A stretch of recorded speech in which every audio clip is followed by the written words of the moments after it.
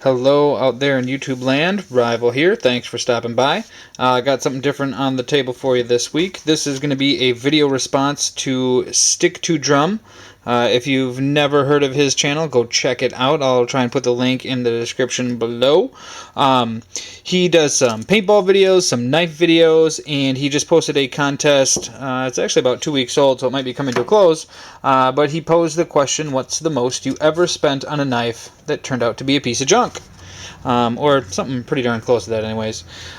So I have not spent a significant sum of money on a knife that turned out to be an utter piece of crap or something that I couldn't fix or turn into something that was acceptable. However, this particular knife in front of you here is, well, it's the most I ever spent and most time I ever spent, and still ended up with pretty much a piece of crap. Yeah, it's a Gerber. I was giving these guys a chance a couple years ago. I had been collecting Kershaws for a very long time. That is, by far my favorite. And so I had come across this. It's a Rick Hinderer design. It's manufactured by Gerber. I'm thinking Hinderer can't be that bad. We'll give these guys a try. I get the knife. It looks pretty cool. It came with black scales. But the black scales are like a piece of plastic that you find in a children's toy. I mean, this is some of the cheapest. It does not feel good in the hand. I mean, it's not like FRN or anything either. It's like some kind of like nylon or icky. So anyways, you get it. Not bad. Well, here is the problem. The blade itself was bead blasted, but not so bad. It had no edge on it whatsoever, and it's, Gerber's fantastic mystery steel, so it takes a okay edge. I called customer service one time, and they kept telling me it was comparable to 440C. I'm like, well, what's it called? Well, it's very comparable to 440C. That was an interesting conversation. Anyways, so this knife, as I said, had these ugly scales on it, had tip-up only carry, had bead blasted, just it needed to be fixed. And I had had it for a few months, and at the time I wasn't really doing anything with knives. I've been collecting knives for a while, I've been watching videos for a while, and I finally just thought to myself, hey, if I can't really make it any worse than it already is, and I wasn't about to start trying new things on like one of my Kershaws or one of my Spydercos, so this was literally the first knife I ever pimped, thinking, can't get any worse. So I took the bead blast off, I put stonewash finish on the clip, stonewash finish on the blade, reprofiled the blade, polished up the washers, I stonewashed the liners to match the blade.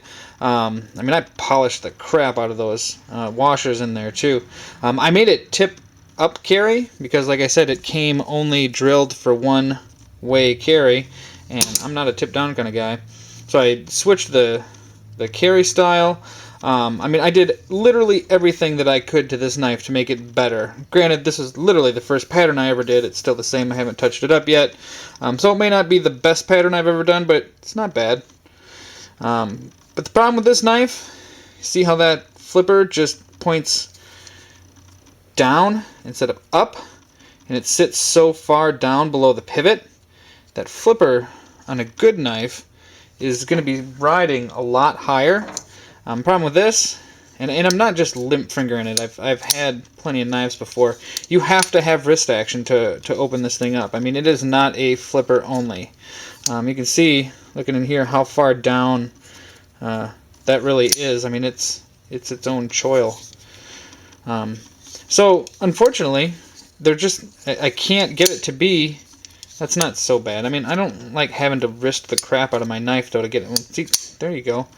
Yeah, so I have spent several hours. I've spent money pimping this thing out.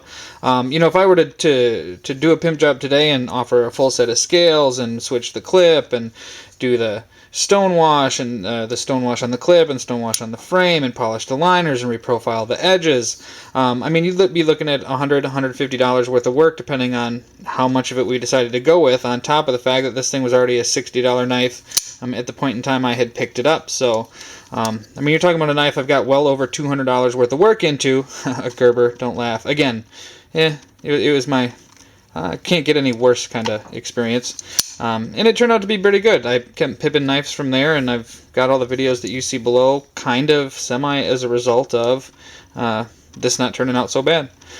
But ultimately, you can't flip the damn thing open right. It's still a piece of crap. So that's the most I ever spent on a knife that turned out to be a piece of crap. Hopefully Sticktodrum thinks that this video is good enough to win his contest, because I sure could use a 801, which is what he's given away. I'd take the Skyline as well, but 801 would be great. And Sticktodrum, if you do choose my video as the winner of the contest, I will give this piece of crap to somebody as well.